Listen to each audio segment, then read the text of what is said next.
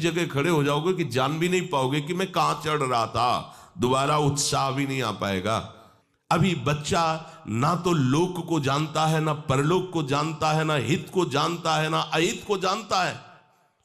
अभी उसका ब्रह्मचर्य किसी काम लायक नहीं हुआ और वो उतर गया व्यभिचार में। क्या होगा उसका जीवन?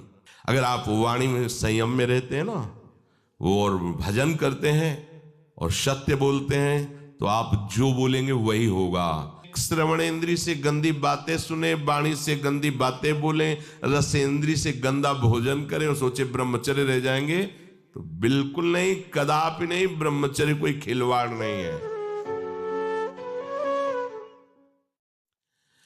अब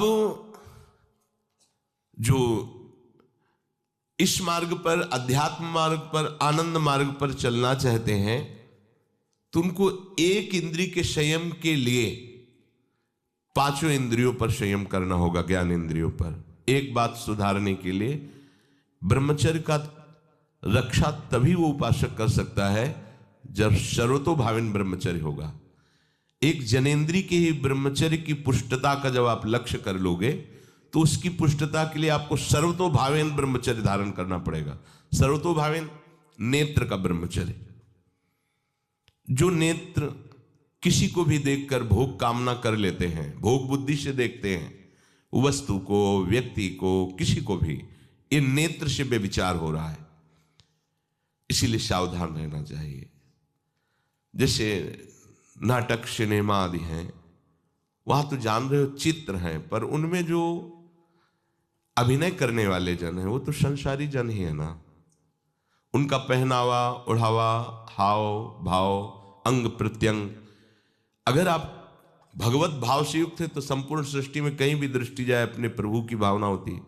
पर वहां तक पहुंचने के लिए आपको ये त्यागना होगा ना।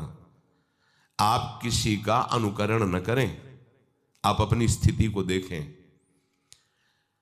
अगर आप किसी का अनुकरण करते हैं कि हमने उनको देखा है, वो टीवी देख रहे हैं, तो टीवी में क्या देख रहे हैं, कहाँ स्थिति है, हमें क्या पता। हमको जहां पहुंचना है उसके लिए हमारे लिए बाधक है, हमें नहीं देखना है। अगर आप माना कि कोई नाटक ही देख रहे हैं, कोई ऐसे सीरियल ही देख रहे हैं, पर उसमें अभिनय करने वाले तो संसारी भोगी पुरुष ही है ना। आप कोई त्यागी जितेंद्री महात्मा को थोड़ी देख रहे हैं, तो उस देखने में तन्मयता आती है। जिसको हम देखते हैं उस पर हम आसक्त होते हैं, तभी तो उसका सुख दुख अनुभव होता है। देखो कोई ऐसी रोने वाली सीन आए तो रोना आ जाएगा, हंसने वाली आ जाए तो हंसना आ जाएगा, ऐसे तो उसका प्रभाव हम पर पड़ रहा है ना।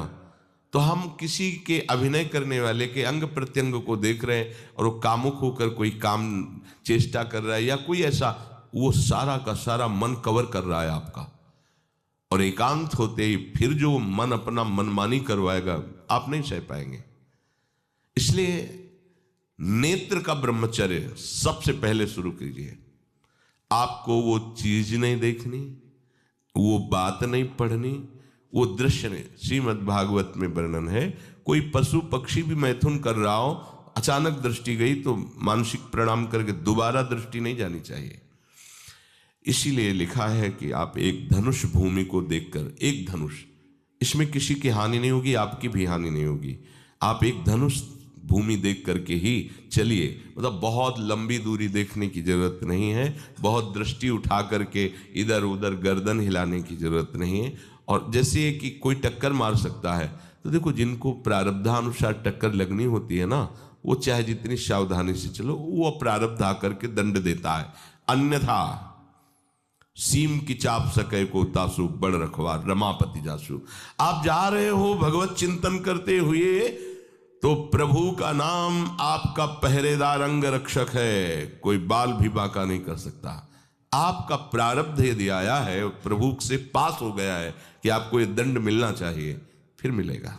आप निश्चिंत रहिए, निर्भय रहिए। प्रभु का जो विधान है वो मंगल करने वाला है। देखो इतने बड़े महापुरुष पूज्य श्री राधा बाबा, श्री आद्याशक्ति भगवती की प्रसन्नता की आराधना कर रहे हैं, क्योंकि श्री कृष्ण हमारे पति हों, इस सिद्धांत की पुष्टता के लिए।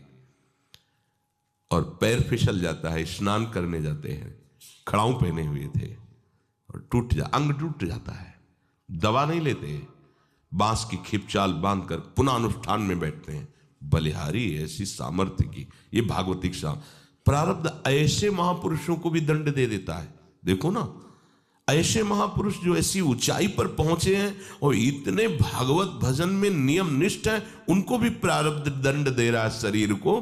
तो अपने को इससे निश्चिंत हो जाना है। जो होना है उसे रोक नहीं सकते, जो नहीं होना उसे कोई कर नहीं सकता।